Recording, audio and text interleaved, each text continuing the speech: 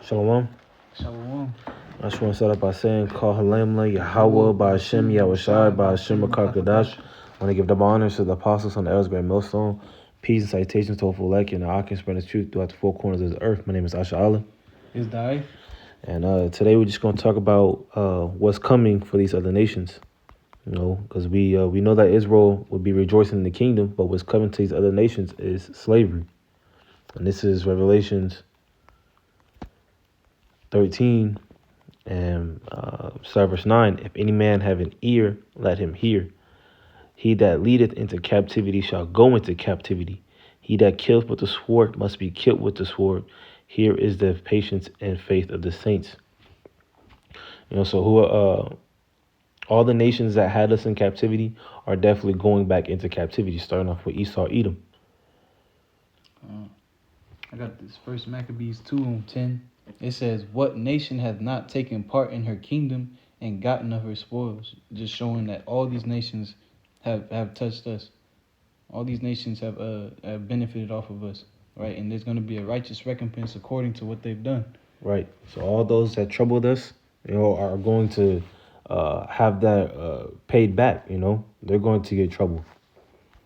Right. The scriptures say it's a righteous thing to Well, in fact, we just grab it. We just grab it first. This is 1 Thessalonians 1:6. It says, "Seeing it is a righteous thing to the Most High to recompense tribulation to them that trouble you." Right. So all these things that's about to fall upon the heathen, it's all a righteous thing. Right. It's all good in the eyes of Yahweh Shem Yahushua. This is Isaiah 14, and I'm going to just start at verse 1. It says, "For the Lord, Yahweh Shem Yahushua, will have mercy on Jacob and will yet choose Israel and set them in their own land, and the strangers shall be joined with them, and they shall cleave to the house of Jacob." Now, with this, in verse 1, the stranger that is talking about is the Israelite foreigners. You know, we can grab that Leviticus 25 and 35 to show you that, you know, an Israelite could be called a stranger. Come. This is Leviticus 35 or Leviticus 25 verse 35. It says, "And if thy brother be waxing poor and fallen in decay with thee, then shalt thou relieve him, yea, though he be a stranger or a sojourner, that he may live with thee. Take thou no usury of him or increase, but fear the Lord Yahweh thy power, that thy brother may live with thee." Right, just showing that our brethren can be called strangers, right? So there's two separate types of strangers. There's strangers that are Israelites of the seed of Abraham, Isaac, and Jacob, and then there's strangers of these other nations, right? And those strangers that is speaking about in the Isaiah 14 is speaking about our brethren. But I'm gonna go into an example of the different nations being called strangers, the heathen being called strangers. I'm gonna jump down to verse 44 in Leviticus 25. It says, "Both thy bondmen and thy bondmaids, which thou shalt have, shall be of the heathen, and that are round about you, and of them shall ye buy bondmen and bondmaids. Moreover, the children of the strangers, moreover of the children of the strangers that do sojourn among you, of them shall ye buy, and of their families that are with you, which they begat in your land, and they shall be your possession, and ye shall take them as an inheritance for your children after you, to inherit them for a possession. They shall be your bondmen and bondmen forever. But over your brethren, the children of Israel, ye shall not rule one over another with rigor." Right. So this is that was an example of the heathen being called strangers. Right. It clearly said that we're not to rule over our brethren with rigor. Right. And this is an example of the separation of strangers. But you can go back to that as And it's also being in our law. It's also being in our law, and this is going to be written in our inwards. You know, you want to grab that Jeremiah 31 or 30. Well, yeah, it's going to be written in our inwards in the kingdom. You know, so we're going to have nations that we rule over. You know, and rule and possess.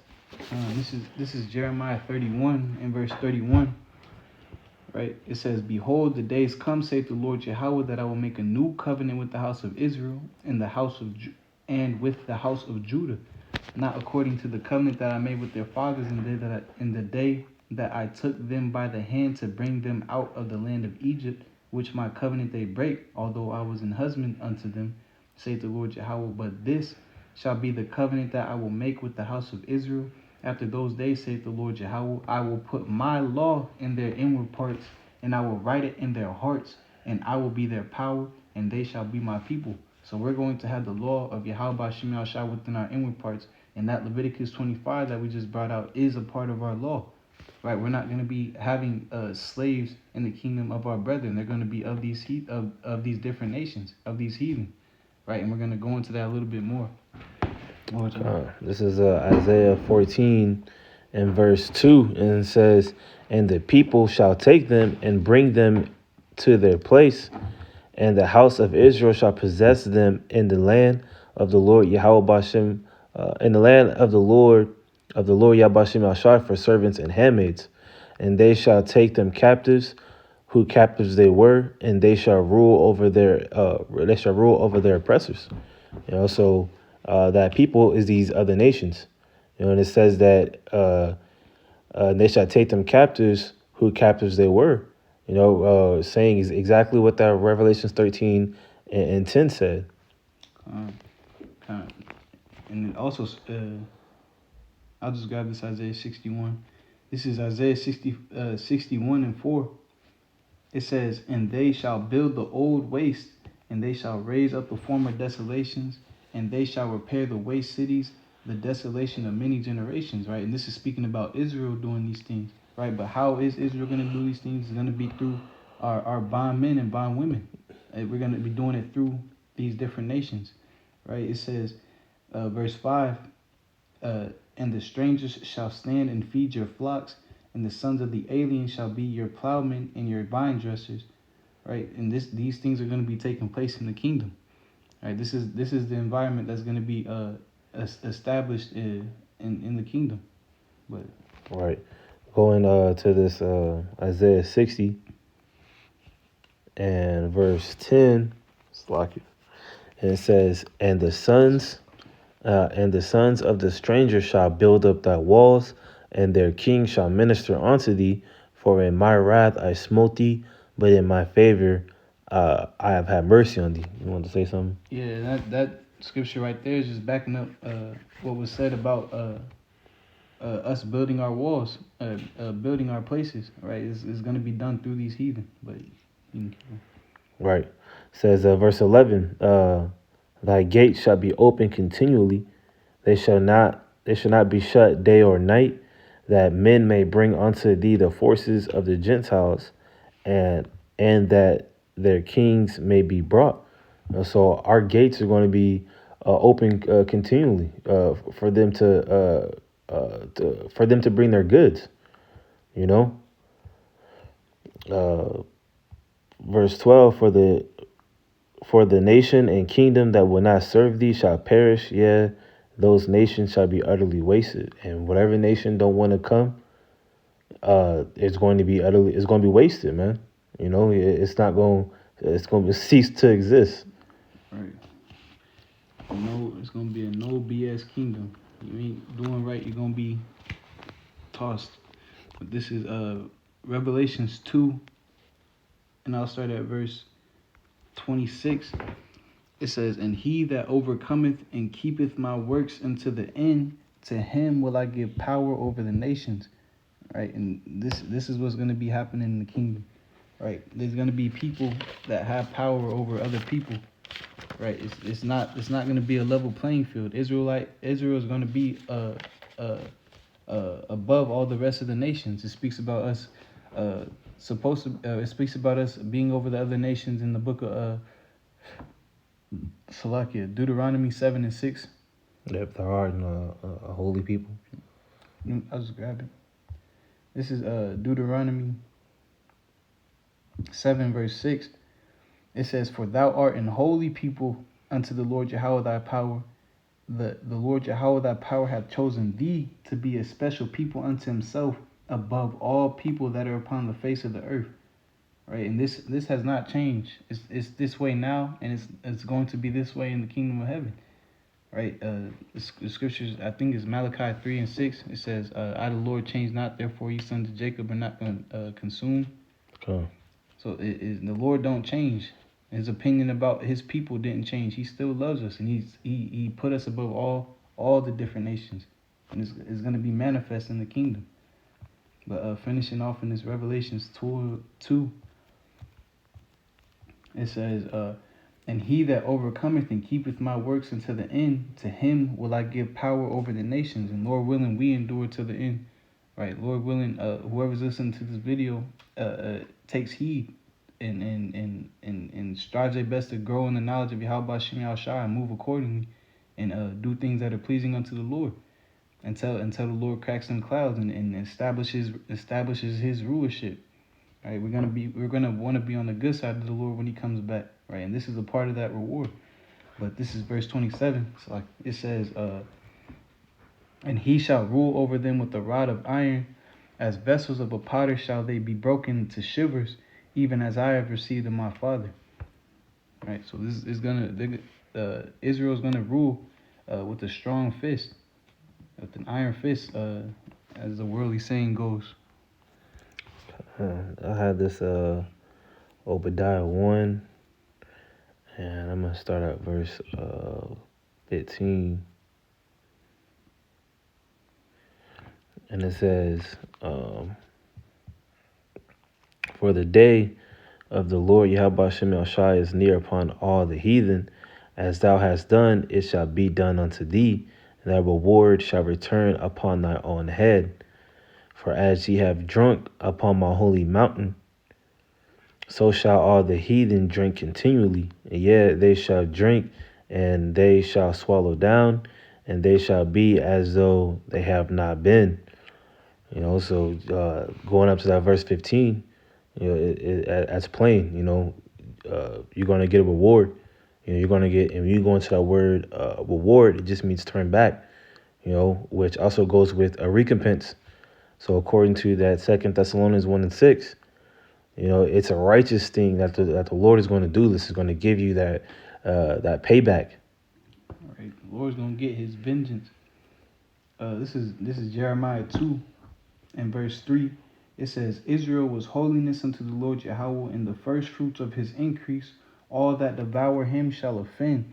Evil shall come upon them, saith the Lord Yahweh." Right, and that's what all these nations did, is they devoured us.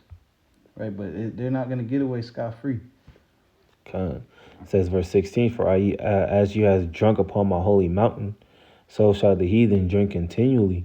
So just as you swallowed us up, so shall that be put, so shall that payback come upon you.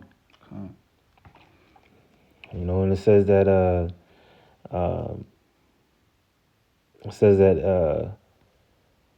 and they shall drink, and they shall swallow down, and they shall be as though they had not been. So you're gonna you're gonna disappear, man. You gonna cease to exist. You're gonna be brought low, very, very low, just like we were. Right. This is you have something else? Yeah. Okay. This is Psalms 149 and verse 4. It says, "For the Lord Yahweh taketh pleasure in His people." Right. Who is His people? Is Israel. Right. The same people who everybody knows the story of who got brought out of Egypt. Right. The Lord said, "Let my people go." Right. This is Israel. Israel is the Lord's people. But it says, "For the Lord Yahweh taketh pleasure in His people." And that's not all the nations. The Lord separated Israel from the rest of the nations. It speaks about that in Deuteronomy 32, right? But separated the sons of Adam.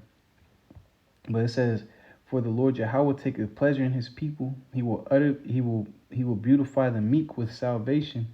Let the saints be joyful in glory. Let them sing aloud upon their beds. Let the high praises of the Most High be in their mouth, and a two-edged sword in their hand, to execute vengeance upon the heathen and punishments upon the people, to bind their kings with chains and their nobles with fetters of iron, to execute upon them the judgment written. This honor have all his saints. Praise ye the Lord Yahweh. That's what's going to happen. Israel is going to bind these heathen, bind these heathens' kings in chains and their nobles with fetters of iron, right? And like we brought out earlier, that nation that don't want to follow after our ways is going to be utterly perished. I'm roughly paraphrasing what it said. And if we're binding the kings up with fetters and chains, what's happening to you peon nations, man? Peon people. Also, did you have anything else? So with that, hopefully that was edifying. I just want to end it off by saying, Call Halayim La Yahweh by Hashem Yahushai by Hashem Kakadash. I want to give the honors to the apostles and the elders of Great Millstone, peace and citations to all like in the Occupants spreading the truth throughout the four corners of the earth. Shalom.